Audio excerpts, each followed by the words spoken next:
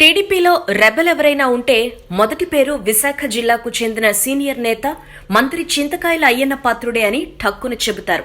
ఆయన ధిక్కార స్వరం అధినాయకత్వానికే సవాల్. టీడీపీతో రాజకీయ ప్రస్థానం మొదలుపెట్టిన అయ్యన్నది కూడా రాజకీయ కుటుంబమే. ఆయన తాత లచ్చాపాత్రుడు అప్పట్లోనే రాజకీయాల్లో ఉన్నారు. తొలి దఫాలోనే టీడీపీ నుంచి గెలిచిన అయ్యన్న పిన్న వయసులోనే మంత్రి పదవి చేపట్టి ఆ హోదాలోనే పెళ్లి చేసుకున్నారు. ఇదంతా సరే, ఎవరూ ఊహించని విధంగా అయ్యన్న ఘాటు వ్యాఖ్యలు చేశారు. ఒకవైపు చంద్రబాబు 100% టీడీపీనే గెలుస్తుంది అంటూ నమ్మకంగా చెబుతున్నారు.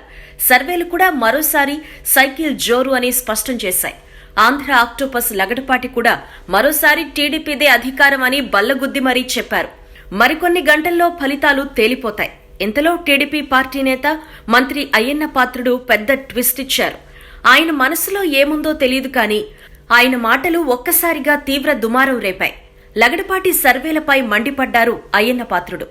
ఆయన సర్వే ఒక ఫేక్ అంటూ కొట్టిపడేశారు. ఆ సర్వే కేవలం బెట్టింగ్ రాయుళ్లకు సహకరించడానికి చేసిందే అని చెప్పారు. ఈ సర్వేల వల్ల ఆయనకు ఏం నష్టం లేదని, మీలాంటి కార్యకర్తలే నష్టపోతున్నారు అని అన్నారు. ప్రజల నాడి తెలియకుండా ఏం సర్వేలు చేస్తారు అంటూ లగడపాటిపై మండిపడ్డారాయన. ప్రస్తుత పరిస్థితులను చూస్తే అర్థమవుతుంది కదా ఫలితాలు ఎలా ఉంటాయో. 2 రోజులు ఆగితే తెలీదా? ఈ పాటిదానికి సర్వేలు చేయాలా అని ప్రశ్నించారు. అయినా ప్రజల నాడి తెలిసినోడు సర్వేలు చేయాలి. ప్రతోడు సర్వేలు చేస్తానంటే ఎలా? తెలంగాణ ఎన్నికలప్పుడు ఎగ్జిట్ పోల్స్ వల్ల కోట్లు తగలేసుకున్నారు. అసలు ఆ బెజవాడోడెవడు?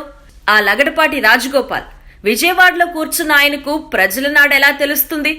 ఆ సర్వేల వల్ల చాలా కుటుంబాలు రోడ్డున పడ్డాయి. ఆయనకేం నష్టం లేదు.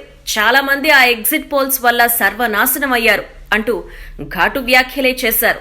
లగడపాటి సర్వేల వల్ల కొన్ని కుటుంబాలు నష్టపోయాయని, ఈయనగారి సర్వేలని నమ్మి బెట్టింగ్లో డబ్బులు పెట్టి చాలా కుటుంబాలు రోడ్డున పడ్డాయని, ఇలాంటి సర్వేలను నమ్మవద్దంటూ కార్యకర్తలకు సూచనలు చేశారు.